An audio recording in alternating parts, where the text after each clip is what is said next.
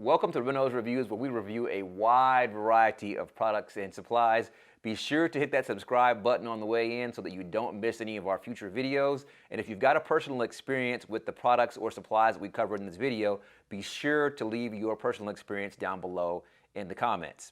As always, links to all products and supplies will be available in the description box below. Welcome folks, Kendall here with Reynolds Reviews, and today we're going to be talking about the Samsung CRG9 49-inch curved gaming monitor. Now, I have been using this monitor for right at 8 months, and I'm ready to give my review. Before I hook up my laptop and pull the screen up so we can go ahead and experience it together, I want to first just give you a point of reference with regards to the size of this unit compared to a standard laptop.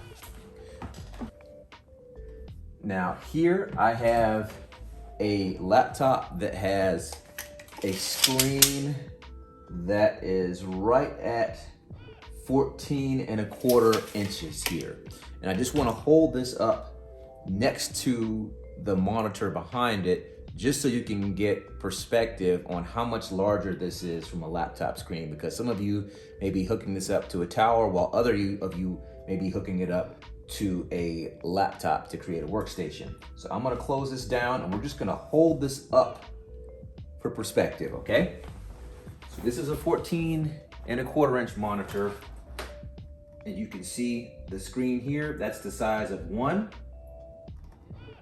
2, 3, 4, 5, and you've got some change.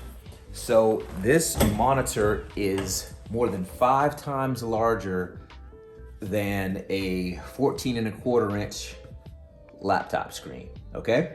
So I'm gonna go ahead and hook everything up, and then we're gonna come back and take a look at what it looks like when we pull up some different things from the computer on this, just so you can get a workflow perspective. And one more thing I wanna point out before we get everything set up is that this monitor really is curved. You can probably see just from the way that it's sitting now, but I'm also gonna turn it to the side so that you can see how much of a curve this monitor has.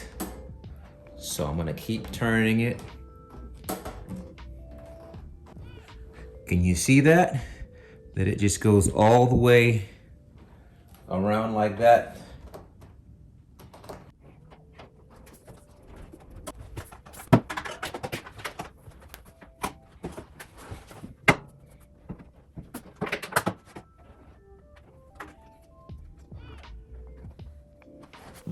All right, so first let's take a look at what it's like to work with multiple spreadsheets open at the same time. So we've got 3 open now, and that's 4. So we've got 4 screens open. We see we've got a whole lot of real estate down below here, but each one of these is about 14.25, which is the size of the laptop screen. So you've got 4 laptop screens here on this display, plus all the real estate down below in addition to that. And you can see that you can work pretty well like this. Some may find this a little bit too crunched, or you may not have a need to have 4 of them open. So even if you downsize to 3, but before we do that, let's take a look, and you can see that these numbers are all regular size. We haven't had to change anything around or resize and minimize or adjust our font size to be able to see it like this. So let's just say that we're going to work within 3 windows, and then we're just going to resize accordingly. Okay, and now we've moved up to right at 20 to 21 inches a piece. So now we've got the equivalent of 3 20-inch screens here that we're working on all at the same time.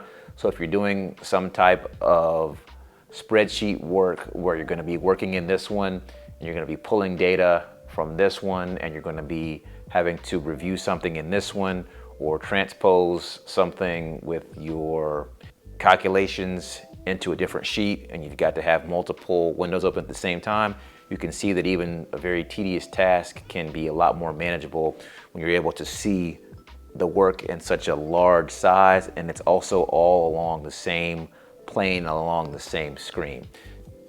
So working with this type of multi-window workflow will work not only with just spreadsheets, but it will also work well with word processing. And I want to show you that here. Let's change over to some PDFs here. And so now you can see that we've got 3 PDFs open, and you can see very clearly that the words are very large, and that will make it much easier to read and get through the information, because we know that there's a ton of words on this page just based on what it is. So even if we change up over here and let's take a look at a different chapter, you can see that you can make out exactly what's going on. And now if you're just going to read one, it's typically not going to be practical to make it full screen, because the words become very long and stretched out, and you're going to have a whole lot of strain on your neck moving back and forth trying to read these long lines with all of these words on each line. So it's probably going to be better to just have a reasonable size window and just read from that one. You also always have the option of increasing your font size, but as I said, this has not been resized in any way. This is just the regular size. It's just adjusting based on the size of our screen here. So we've looked at the spreadsheets, we've looked at the word processor / PDF. Let's take a quick look at what it looks like when you open up something like a video editing software. Because one of the things that's very tedious about editing videos is being able to work within your timeline and make edits, which often requires you to zoom in really far and make very precision cuts and adjustments to a very small sliver of information. So let's go ahead and open up a previous project here. So we've got our window up. Now this is kind of an oddball size to be trying to work within, just based on the way that video editing typically goes. But you can see that if you make this full screen, you've got a ton of space.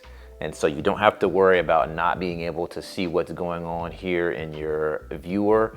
And you can also very clearly see what's going on down below in your timeline. So this is 9 minutes of video here, and you can very clearly see what's going on here. If we look at our audio track number 1 here, you can see a lot of detail even without doing any zooming.